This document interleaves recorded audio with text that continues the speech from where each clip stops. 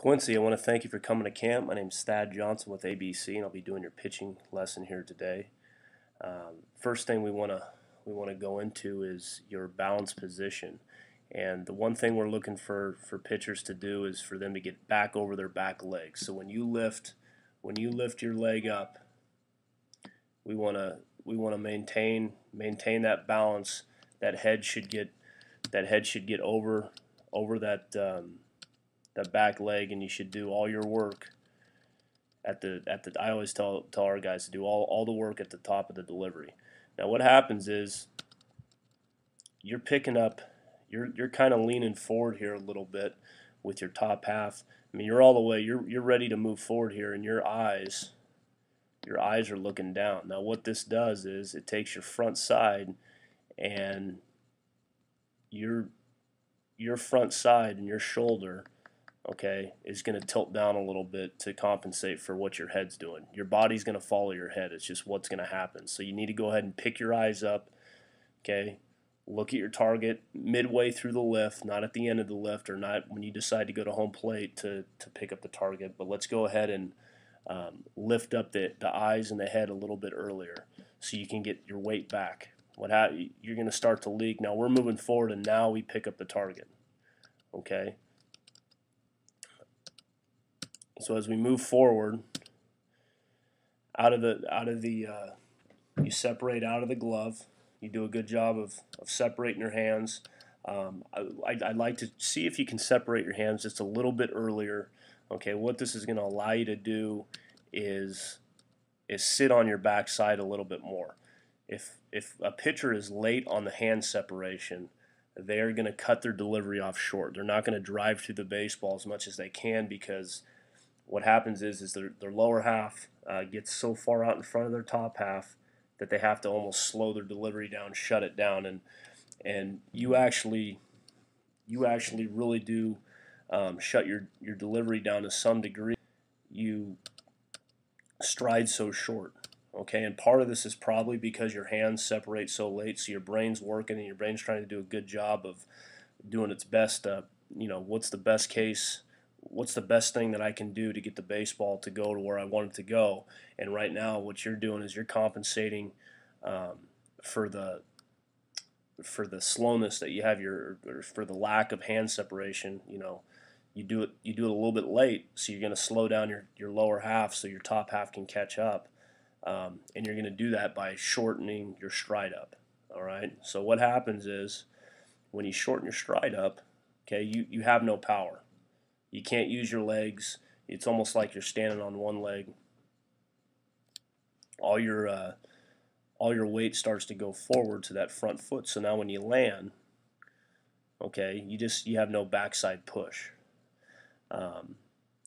One thing I'd like to see you do is work on a drill where you get yourself to this loaded position right here, Quincy. Drop a cone down.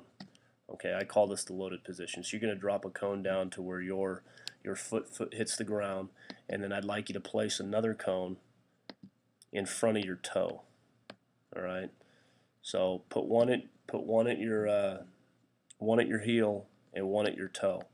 Now on the next pitch, what I would like you to do, or the next, maybe the first thing you do is do this with dry mechanics.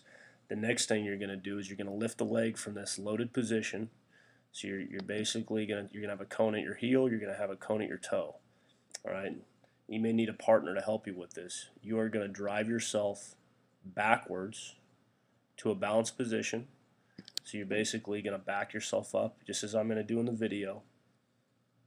This is going to help you with your body control.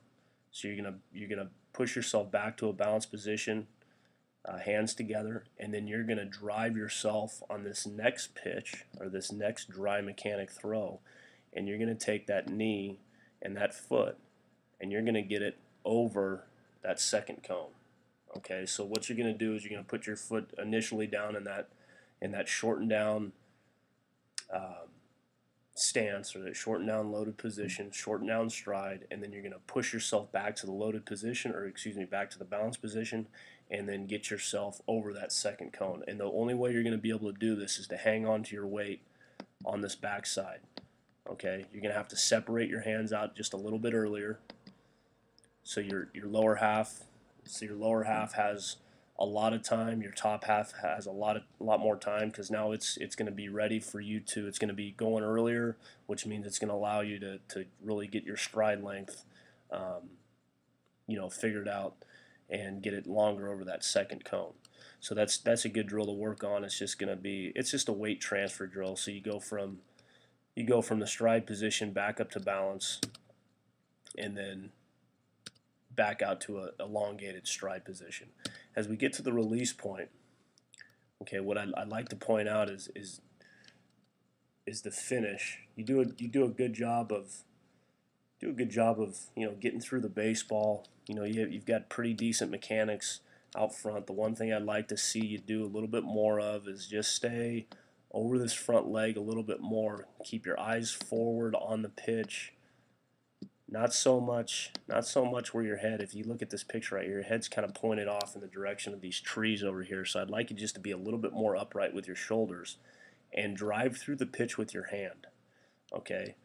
Let your hand and your arm get all the way through the pitch, full extension out front as you have, and now keep accelerating through the baseball, and that hand and that arm should end up landing against your tummy, against your hip on the opposite side of your body. And what I notice here is that it's starting to slow down early. You never get to a full finish position to your belly. What you do is you stop your arm, you slow down your delivery, and these are kind of reverts back to what I'm talking about, a little bit earlier here today with the fact that you don't break your hands on time. Okay, which is going to force your brain to slow down your delivery, and in this case, you slow down your delivery by stepping short to allow your top side to catch up. All right, so we step short, and now on top of that, because you have a shortened stance, you don't want to fall over. You want to be in control.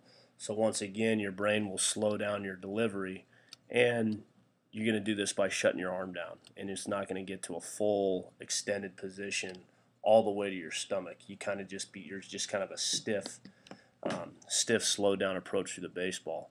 And the one thing to consider is your arm is like a car. It's like a speeding car.